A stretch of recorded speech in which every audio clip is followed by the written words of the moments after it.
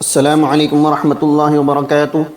ऑनलाइन क़ुरान टीचर पर मैं आपको वेलकम करता हूँ। इंशाअल्लाह आज हम सूरत यासीन का तीसरा सबक तजवीद के साथ सीखेंगे, आयत नंबर 16 से लेकर आयत नंबर 21 तक। नाज़रीन, मैं आपको बताता चलूँ, हमने ऑनलाइन क़ुरान मजीद पढ़ाना शुरू किया है। अगर किसी ने पढ़ना हो तो हमसे रब्ता कर सकते हैं। व्हाट्सएप नंबर है, स्काइप नंबर, ईमो नंबर। ये चैनल को सब्सक्राइब कर दें, बेल आइकन को प्रेस कर दें ताकि न्यू आने वाली वीडियो आप तक बआसानी पहुंच सके। शुरू करते हैं। अऊज़ु बिल्लाहि मिनश शैतानिर रजीम। बिस्मिल्लाहिर रहमानिर रहीम। वमा अलैना इल्लल बलागुल मुबीन। वमा अलैना इल्लल बलागुल मुबीन। सब्ज़ हरूफ देखें, ये सब्ज़ हरूफ जितने भी हैं ये मोटे होंगे, ठीक है, और सुर्ख हरूफ पे गुन्ना होगा। क़ालू इन्ना ततय्यरना बिकुम।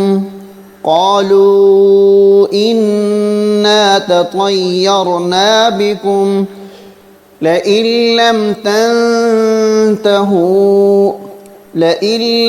तंतहू लनरजुमन्नकुम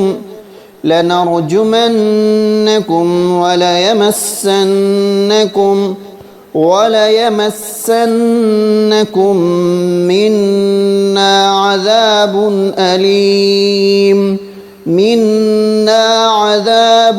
अलीम। क़ालू ताइरुकुम मअकुम। क़ालू ताइरुकुम मअकुम अइन ज़ुक्किरतुम बल अंतुम क़ौमुम मुस्रिफून।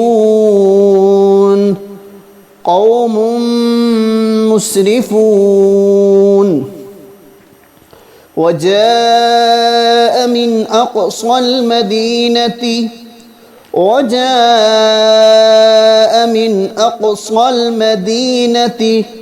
रजुलुन यस्आ क़ाल या क़ौमि इत्तबिउल मुरसलीन।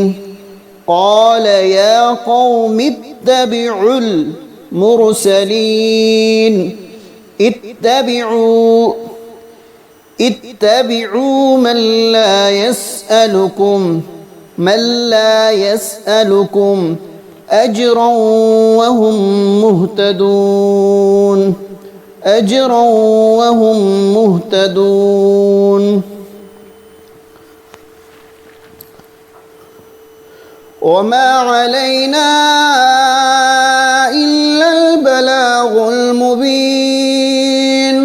قالوا إنا تطيرنا بكم لئن لم تنتهوا لنرجمنكم وليمسنكم منا عذاب أليم।